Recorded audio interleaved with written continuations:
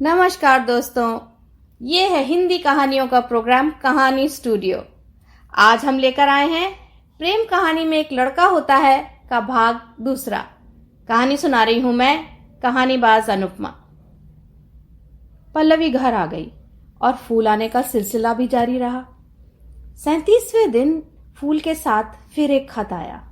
हुजूर वाला, हम रानी खेत में हैं, क्या आपसे मिलने की गुस्ताखी कर सकते हैं? उफ, क्या आदमी है यार ये। बिल्कुल मना कर दूंगी, इसकी हिम्मत तो देखो, बदतमीज। पल्लवी एकदम आग बबूला हो गई। क्या हो गया, इतना क्यों बिगड़ रही है? माँ ने पल्लवी का तमतमाया चेहरा देखकर पूछा। उफ माँ, इस करण की हरकत तो देखो, मिलने को कह रहा है। मैं क्या पागल हूं जो इससे मिलने जाऊंगी? देख पल्लवी, गुस्सा करने से कुछ नहीं होगा। मैं तो कहती हूँ तू और शिवी जाकर उससे मिलो और साफ साफ मना कर दो, नहीं तो बात खत्म ही नहीं होगी। देखूंगी, कहकर पल्लवी अपने कमरे में चली गई। कमरे में पल्लवी बहुत देर तक सोचती रही कि उसे क्या करना चाहिए। फिर लगा माँ ठीक ही तो कह रही है। शिवी के साथ जाके इस रोमियो को समझा देती हूँ कि मुझे इसमें कोई दिलचस्पी नहीं है, बल्कि मुझे किसी लड़के में कोई दिलचस्पी नहीं है।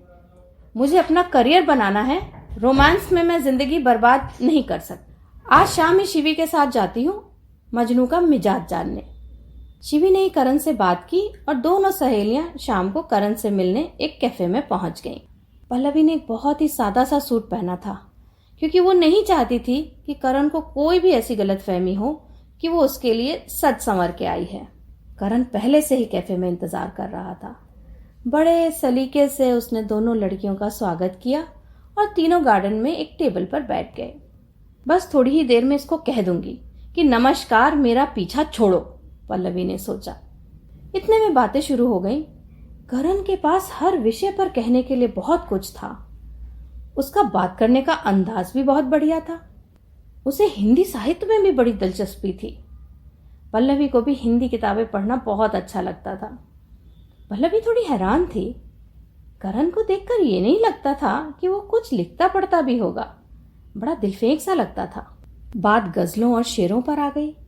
करण को उर्दू की समझ भी बहुत थी। कितनी ही देर निदा फाजली और मुनीर नियाजी की बातें होती रहीं। जब करण को पता चला कि पल्लवी एमबीए करना चाहती है, तो उसने पूरी लिस्ट बना दी कि कौन सी किताबें अच्छी रहेंगी। वो खुद भी लॉन्ग डिस्टेंस एमबीए कर रहा था IIM से। करण के बारे में पल्लवी की राय अब कुछ बदलने सी लगी थी। उतना हल्का बनता नहीं था जितना वो सोच रही थी। काफी पढ़ा लिखा था और सोच विचार करने वाला इंसान भी था। पिछले 1.5 घंटे में उसने पल्लवी से एक भी बात ऐसी नहीं कही जो उसको बुरी लगे। देखो करण, तुम एक अच्छे इंसान हो, पर मैं अभी किसी प्रेम प्रसंग में नहीं पड़ना चाहती। मैं एक छोटे से शहर की सीधी सादी लड़की हूँ, कुछ बनना चाहती हूँ और अपना फोकस वहीं रखना चाहती हूँ। इसलिए मुझसे कोई उम्मीद मत रखो। पल्लवी ने अपनी बात रखी। ठीक है पल्लवी, अगर मैं तुमसे कोई उम्मीद ना रखूं तो हम एक दूसरे से मेलजोल रख सकते हैं क्या? यकीन मानो, मुझे तुमसे कोई अपेक्षा ना होगी। पल्लवी को इसमें कोई हर्ज नजर नहीं आया और उसने कहा ठीक है, पर अब फूल मत भेजना मेरे घर। जो हुकुम पल्लवी जी, कहकर करण हंस दिया। अच्छा, कल पिकनिक को चलें? इतना अच्छा मौसम है और छुट्टी भी। मैं अमित को भी बुला लूंगा। हाँ करण भैया, चलते हैं ना, शिवी बोली। क्यों पल्लवी, चलना। ठीक है, सब चलेंगे तो मैं भी चलूंगी, कुछ बनाकर भी ले आऊंगी पिकनिक के लिए। पिकनिक पर तो बहुत ही मजा आया। करण और अमित दोनों ही बहुत खूब गाते थे और दोनों ने समा बांध दिया। पल्लवी को याद ही नहीं था कि वो पहले कब इतना हंसी थी। अच्छा पल्लवी, मैं तुम्हें नोट्स भेजूंगा, MBA के प्रिपरेशन में काम आएंगे। अगली बार आऊंगा, फिर मिलेंगे। ठीक है Karan, thank you for the notes. हर हफ्ते बड़े करीने से नोट्स आने लगे और वाकई में वो बड़े काम के भी थे। पल्लवी को बड़ी मदद मिलती। हर बार जब नोट्स आते, उनके साथ एक छोटी सी चिट्ठी भी होती जिसमें पल्लवी का हौसला बढ़ाने वाली बातें लिखी होती थी। इस हफ्ते की चिट्ठी पढ़कर पल्लवी बेहद भाव विभोर हो गई। उसमें लिखा था, प्रिय पल्लवी जी, मुझे लगता है आप बहुत काबिल हैं और कुछ भी कर सकती हैं। बस आप अपने आप को हमेशा कुछ कम आंकती हैं।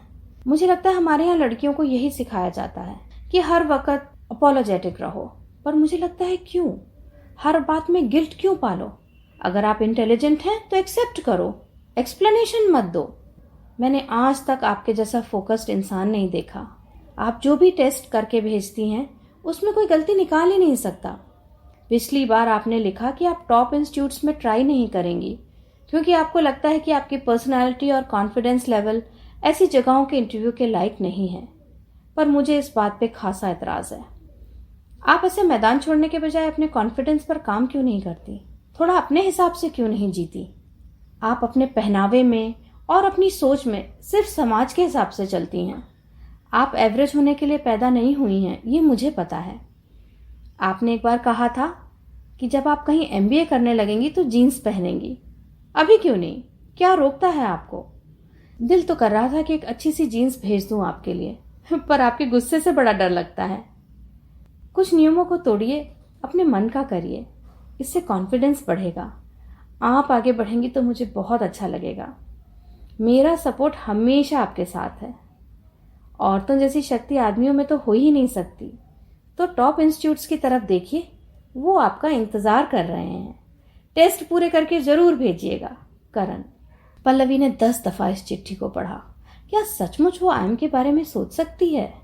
शायद हाँ, यही रानीखेत में जीन्स पहनूंगी, क्यों नहीं? पल्लवी अपने खुद में आए बदलाव पर हैरान भी थी और खुश भी। थैंक यू करण। अब की बार जब करण आएगा तो मैं जीन्स पहनकर ही उससे मिलूंगी। कब आएगा करण? आगे की कहानी अगले भाग में। हमें जरूर लिख के भेजिएगा कि आपको हमारी कहानियां कैसी लगती हैं। हमारा ईमेल आईडी है makehappyfoundations@gmail.com।